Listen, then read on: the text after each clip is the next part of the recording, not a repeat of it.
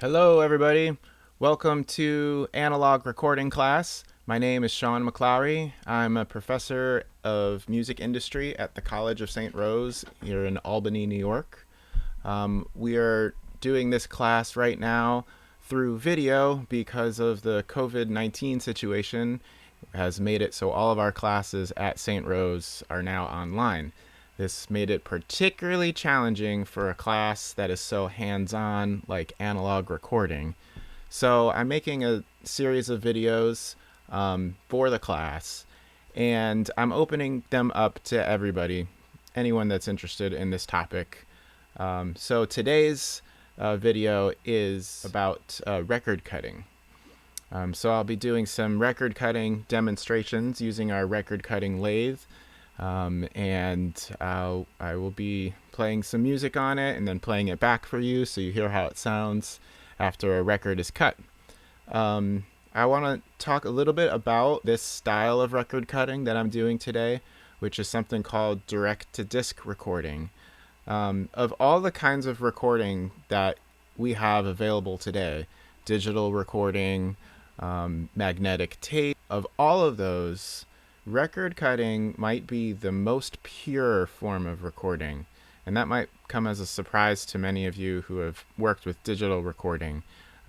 But for all these other styles of recording or these other technologies of recording, there's many stages of conversion that happens before the final recording is delivered to the listener. Whether it's converted from one recording medium to another, or converted from several different digital forms to the final process, or converted down to MP3 or WAV file, each of those stages has some kind of coloration or change in the sound. Record cutting or direct-to-disc recording is literally a stylus etching in the waveforms onto a record. This here is a lacquer disc, so onto a lacquer disc. And then when we play this back, we have our record player playing exactly those grooves, and there is no conversion whatsoever. And as a result, direct-to-disc recording is perhaps a very unique kind of recording. It's a very old style of technology, and you hear that technology when you play it back. But there's something very special about it, and I hope to be able to address some of those things today, and maybe we can hear those things as we listen to it. So let's dig in and let's learn about the kinds of equipment we're working with today, and we'll do some recording. So here's some of the equipment we're working with here. I'm in a kind of a makeshift cutting studio in my basement, because I cannot go to our recording studio at school. But this here is our record cutter. This is a Presto 6N. It was designed around World War II. This one is a little bit later than that, probably from about 1950 or so. There's a disc that I've been working with. That's a lacquer disc.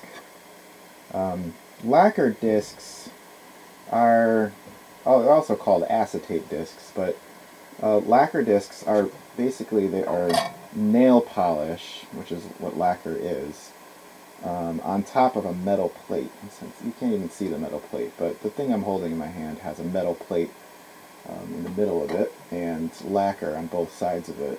And it's kind of a malleable material that can be easily etched in with a stylus, with a cutting stylus. So this record cutting lathe was made possible through a grant to the College of St. Rose by the Les Paul Foundation.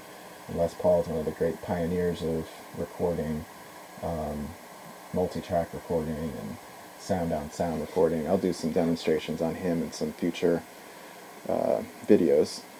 So here's a box of brand new lacquer discs. So yeah, this is just there's 25 of these discs in here, and I'll be cutting on one of these today. So this turntable or platter spins around, and over here I've got a cutting stylus. It's a cutter head, also made by Presto. It's a Presto 1C cutter head, and you can see the stylus just below it. That's the thing that etches onto the disc. The stylus is sapphire or ruby. This particular one is sapphire. Connected to the cutter head is this thing, which is a heater, and this thing heats the stylus. It's made by Fairchild. Fairchild made a very famous compressor called the Fairchild 660. But it heats this stylus so that there's a little bit of heat when the grooves are cutting into the record, and it just helps the fidelity and the signal-to-noise ratio. Let's see, what else can I show you on this? This is kind of cool. This particular record cutting lathe was used in the Army Signal Corps. I'm guessing that it may have been a part of the Signal Corps during the Korean War. This lathe, which is probably about 100 pounds, was supposed to be portable. Today it's, that's, for portability, that's pretty heavy, but it's possible that that was portable. So here's how it works. The cutter head gets put over so that it's in a cutting position on the disc. And the cutter head advances along through this thing, which is called a feed screw. You can see there's threads on it. And as I engage this part, which is the knife that allows it to advance along the feed screw, and I lower the cutter head, then I'm going to cut grooves onto the disc. I'll do this for real in just a minute. But as it cuts along the disc, the feed screw advances the cutter head towards the center of the disc. Now, there are a couple wires connected to the disc, or to the cutter head, excuse me, and those wires go through some wires over here. They go through to those wires over here, and they are driven by an amplifier that's down here. And that amplifier gets its sound source from something put into the little mixer here. So I can put something from the computer, or what I like to do is I like to send some sound from this, which is an Ampex 350 reel-to-reel tape machine from the same era, about 1951, 1952-ish. So we can use this as a sound source to send a recording to the cutting lathe. Or we can record directly from a microphone, and that's what we'll do today. So I'll record from a microphone through the mixer into the cutting lathe. Well, into the amplifier, then into the cutter head, onto the lathe. Now, one thing I neglected to mention was the records. If you have a record player at home, you might have seen that the output of your record at home might say phono, or a receiver or a preamp that you might have might also have a phono input, and that input has a certain equalization curve, and so in order to cut records so that it is working with that equalization curve, we need to introduce something called a inverse RIAA encoder, and that's what this is here. This is a homemade inverse RIAA encoder that literally we made from scratch for this purpose. So this encodes the EQ curve that is necessary to etch onto the disc. Now without that, the grooves that are cut onto the disc will be too wide and too fat, and it'll make the record skip. So in order to maximize the amount of audio information that can be put onto those grooves, you have to put this encoder in there, in the signal chain. When I record today, I'm going to use my Ampex machine to provide me with a delay, like a slap delay. Les Paul had used this when he was recording. He was really the first to use this kind of delay effect on his guitar and the vocals with Mary Ford. It was later used by producers such as Sam Phillips. In fact, this was the exact kind of delay of Ampex 350 that Sam Phillips would have used. So I'll do a song today that Sam Phillips recorded just to demonstrate this. So this delay will be mixed into the signal and then cut onto the record cutting lathe. And I've got a microphone, so I'll be cutting through the microphone, playing with the delay in there. Okay, so I've got a brand new lacquer on there, lacquer disc, and I'm about to record this song, so I'm going to turn on the heating stylus. And let's get her started here. Engage the platter, and I'm going to move the overhead mechanism onto the disc. Okay, there we go. So the stylus is kind of hovering just over the disc there. And I'm going to engage the knife, which starts to have the cutter head travel along the disc through these threads that are pushing it towards the center. And then I'm going to lower the carriage or the fork onto the disc, and so you start to see grooves forming now. And you also see this thread there, so that's the negative or the swarf of the groove. So we're cutting now. So I'm going to Ampex tape delay working and get my guitar out. I think we're ready. So here we go. Blue moon, blue moon, blue moon, keep on shining bright. Blue moon, keep on shining bright. You're gonna bring me back to my baby tonight. Blue moon, keep on shining bright. I said blue moon of Kentucky, keep on shining. Shine on the one that's gone and left me blue. I said blue moon of Kentucky, keep on shining. Shine on the one that's gone and left me blue. Well, it was one moonlight night, the stars shine bright, the wish blown high, and love said goodbye. I said blue moon of Kentucky, keep on shining. Shine on the one that's gone and left me blue. Alright, let's see how that came out. Okay, I'm done recording. So you can see the disc, which is still etching, the cutter head still etching into the disc, and you can see the grooves on there. So I just lifted up the stylus so it's no longer touching the disc, and I'm going to move this over to the edge. Now you can see all this like fur, and that's the grooves that have been cut, and it's what's called the swarf.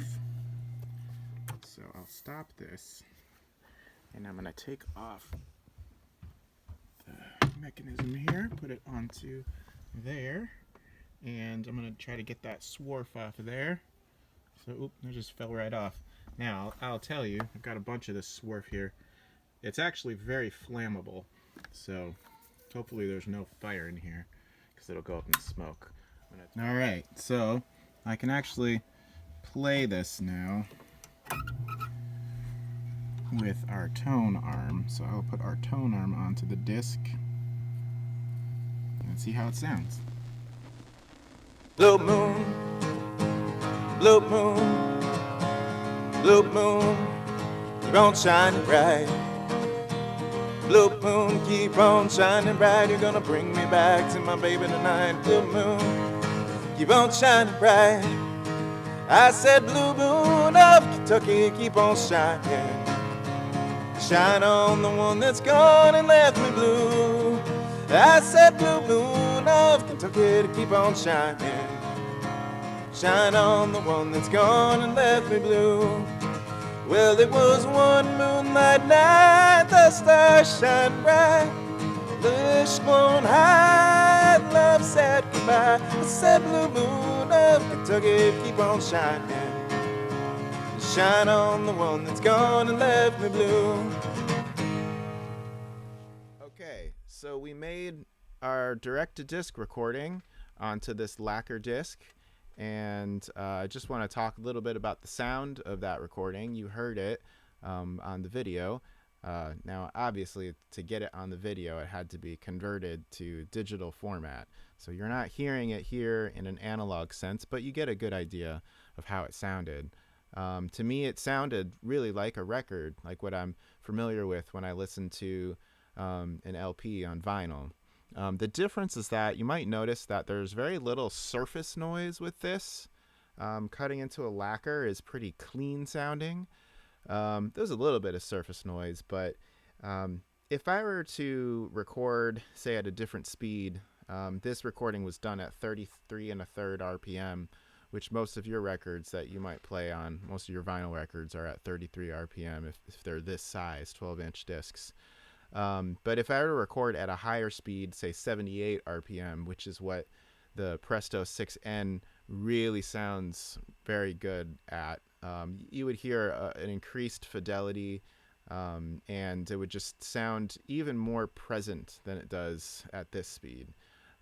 But it sounded pretty good, I thought. So, and you might have noticed there was a little bit of distortion in there. That something I should probably manage. I could probably bring that distortion down. I was probably pushing it a little too hard on the amplifier, but we can, manage that with more practice. I will say, now some of you might have seen that demonstration. Maybe it looked kind of easy. It took years, 2 years to get to this point to be able to cut these kinds of discs. It takes a lot of practice. These machines take a lot of maintenance, and there are very few people that can work on those machines. So it really means that if you are interested in doing record cutting and you wanted to dig into it, find a machine to do it, it's a long journey. It's a lot of fun, but it's a long and expensive journey.